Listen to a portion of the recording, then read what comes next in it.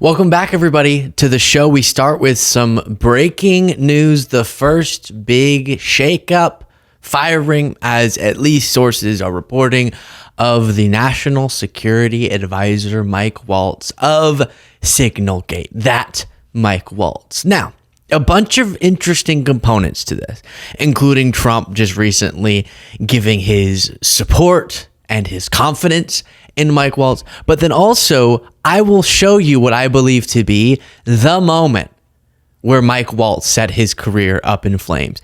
It's related to Signalgate, but it's not just that happened. But first, here's the news. Then we'll get to so many different elements to this. Trump plans to oust National Security Advisor Mike Waltz.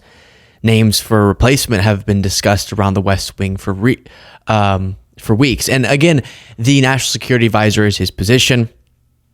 He was the one who brought the journalist on accident into the group chat where on an unclassified medium, they were discussing classified material like Yemen war plans, and then had all different explanations, and sort of the cover-up made it more of a scandal than even the scandal itself. President Donald Trump is planning to oust National Security Advisor Mike Waltz, who has lost the confidence of other administration officials, according to 5 people familiar with the decision. And I'm pumped to get to this interview that I referenced where he really messed it up for himself. But this context is important. Associated Press, Trump National Security Advisor Mike Waltz is out in first major shakeup. Now, what I want to be mindful of is this is still not technically official. It's being reported on like it's 100% definitive. I hope that it is. But I just want to mark that it could be another one of those situations where Trump was saying this to people and then changes his mind. Here is Fox News reporting on it. All right, there's a breaking news that happened in the commercial break. So what you're looking at photographs right now of Michael Waltz. He is the president's national security advisor, except for we just got news that he is going to be leaving the administration along with his deputy, Alex Wong. Of course, if you might remember the story of Signalgate.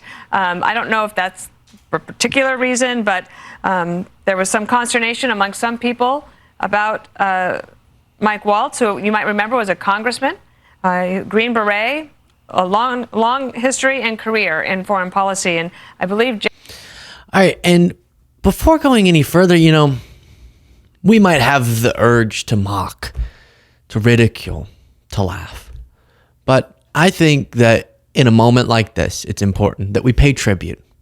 We pay tribute to who Mike Waltz who Mike Waltz was and what he stood for. Take a look. Mr. President, the last 4 years, the world experienced a total lack of zero leadership. Well, if you have somebody else's contact and then somehow it gets sucked in, it gets sucked in. What did we do to you? Okay, it's not our fault. You sucked us into a group chat, all right? You did. We got sucked in. We didn't want to be sucked, but we got sucked. Sources tell CBS News that President Trump has fired his national security advisor, Mike Waltz. Michael Waltz, this happened just a short time ago. You, of course, remember that name because it was Waltz who started a Signal group chat in March. Someone sent you that. It gets sucked in. You're fired.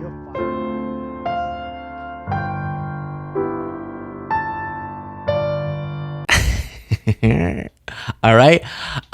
So thank you, Mike.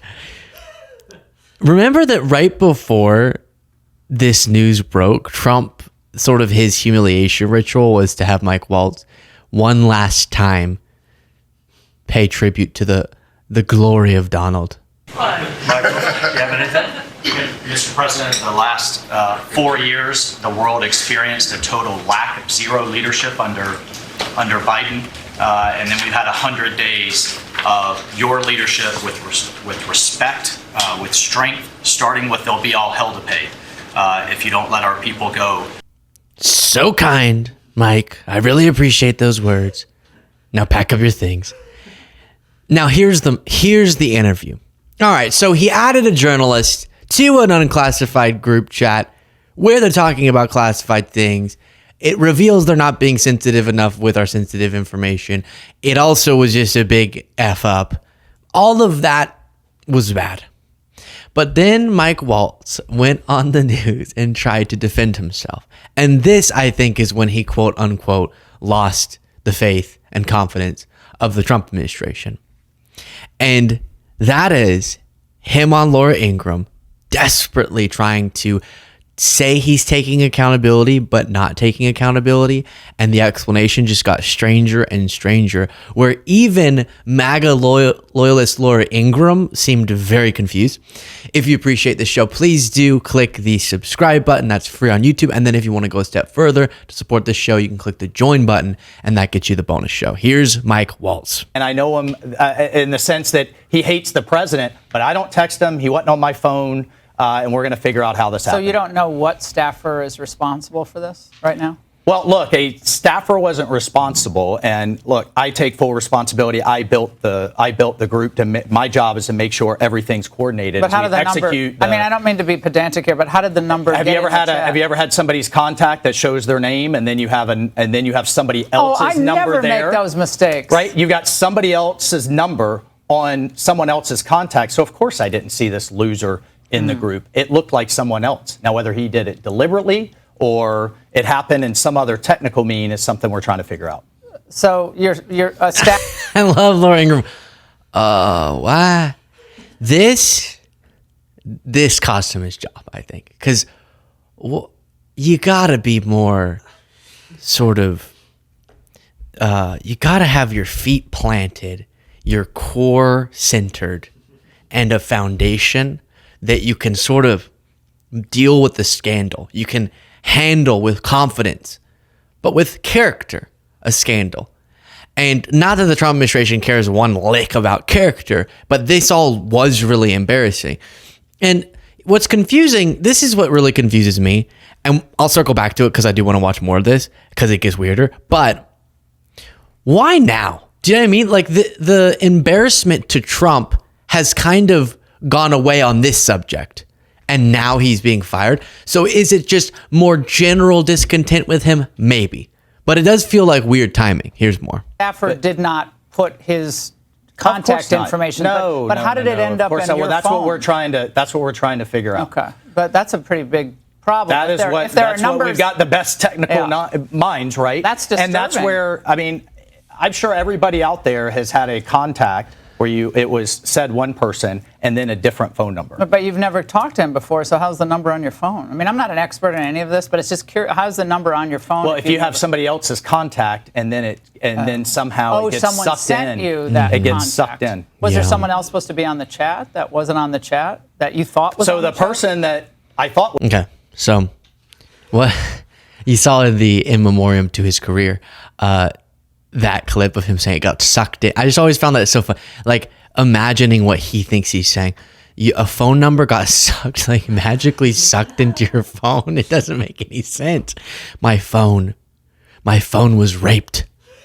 The number, without its consent, just penetrated its way into my phone.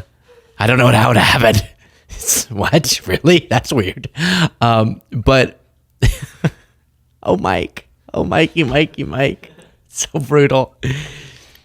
But no, that's not how it. I love how Laura Ingraham goes, I'm not an expert. You don't have to be. He kept bringing up experts too. We have the best technical minds. There's no technicality you need to figure out. You had his number. That's why it was on your phone. And he wants us to believe that the way he never had Jeffrey Goldberg's number, but the way that it got into a group chat where classified stuff is being discussed was that he had someone else's number, but without ever getting Goldberg's number, that number just sort of had like a gender transition into Jeffrey Goldberg's number. Just like a 2 became a 3 and a 4 became a 7, and it magically was Goldberg's. And then that wasn't added to the group chat, but it was sucked into the group chat. Bullshit. I agree, Trump. I actually agree with you there. was on there, was never on there. It was this Who guy. was that? What person? Well, I'm not. Look, okay. Laura, I take responsibility. I built the group. Okay. So but look, that's the part that we have to figure out, and that's the part that embarrassing, yes, but Pete and I are veterans. We know these operations. He has been an excellent Secretary of Defense, and this was an operation that, I mean, it amazes me. I guess the Democrats were fine to leave all the sea lanes shut down. We're fine to have So that's the red herring, sir. Sorry. That's bad. And I guess that at least was the beginning of the end for him. There are a lot of interesting things circulating though now, like this reporting from CNN where he flies over to Air Force One seemingly to get on it. And then someone said, you're not getting on Air Force One whenever Trump was going to Michigan. And Mike Waltz, we noticed, traveled on Marine One with him, but 10 minutes later, you see at Joint Base Andrews, that's his figure. He does not get on Air Force One. It's only about a 10-minute flight, so it's extremely odd to take the helicopter flight and then not actually go on the trip. I was told he was not supposed to go on the trip. And so people raised questions about what this moment meant. So we've been asking White House officials about it, and essentially it just got to a point where he didn't have a lot of confidence, not of the president, not of his senior staff. And he was told, I was told earlier this week, that his time as the national security advisor had come to an end and it was time for him to leave. And now we are told that he will be departing, and so will his. And Mike. Can you imagine? You fly on the helicopter to go to the airport to be told you're not invited to my birthday party, and then you just have to bye guys, have fun in Michigan, and then what? You got to drive back to the wherever. It's so interesting. It's so chaotic. But Trump, after the story broke, said no. This is fake news. Mike Waltz is doing a great job. We had a very, very successful evening, and we've had numerous successful evenings and days in that area. The Houthis are absolutely on the run. The worst of them has been killed. This should have been done a long time ago by Biden, but Biden was an incompetent president. He couldn't do anything. He didn't know where he was going. He had no clue. This guy had no clue. This should have been done a long time ago. As they shoot missiles at ships, randomly shoot missiles at ships, and they make their own missiles. You know, this is not an incompetent group of people. They make their own missiles. They get the missiles also from Iran. It's an offshoot of Iran. Another offshoot. You have Hamas, you have Hezbollah, you have the Houthis. You got a lot of stuff going on with Iran. And we sent a letter to Iran. You're going to have to be speaking to us one way or the other pretty soon, because we can't let this happen. But that's an app that a lot of people use. And somebody got on. I mean, happened to know the guy's a total sleazebag. The Atlantic is a failed magazine. Does very, very poorly. Nobody gives a damn about it. This gives it a little bit of a shot. And I will tell you this, that they've made up more stories. And they're just a failing magazine. The public understands that. He's a very good man. That man is a very good man right there that you criticize so strongly. He's a very good man, and he will continue to do a good job. In addition to him, we had very good people in that meeting, and those people have done a very, very effective job, and you're going to see it. And it goes on, by the way. It's going to go on. And I think the Houthis wish that it didn't happen. Who's this Houthis I keep hearing about? I've heard of the Houthis, but not the Houthis. But that's what it's all about. We have to create a safe country, a safe world, and that's what. All right, so he's doing a great job. He's going to continue to do a great job. He's a great guy. And then going back to what I referenced while we were watching the Laura Ingraham clips, I just don't really understand the timing here, because all of this, right? Trump's not deciding whether or not to fire somebody based off of if they're actually doing an effective job or if they're actually a good person. Because he's not anywhere close to firing Stephen Miller, for example. And Stephen Miller is very much not a good person and not doing an effective job. But he is firing people if they become a problem for him, for his PR, if they embarrass him, obviously. And this would have been sort of him posturing as taking the signal thing seriously if right when it broke, he had fired Mike Waltz. But now so many days have passed by. We've had 8 different scandals since then. So I don't understand the timing.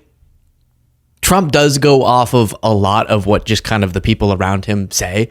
And when this originally broke, he was reportedly was asking people around him, should I fire Mike Waltz? And I guess back then they were saying no, but then maybe some stuff that we don't know about or remaining discontent about this caused the top officials around Trump to say, all right, now we don't really like him. And he went, or maybe Laura Loomer just walked in the room and said, get rid of him. I don't like him. That's actually a very real possibility because Mike Walz does seem a little too establishment for someone as extreme as Laura Loomer. And apparently she has a lot of sway over who Trump fires and hires. But there it is. Mike Waltz, you've done a brilliant job being terrible, and we salute you. Goodbye. Share your thoughts in the comments.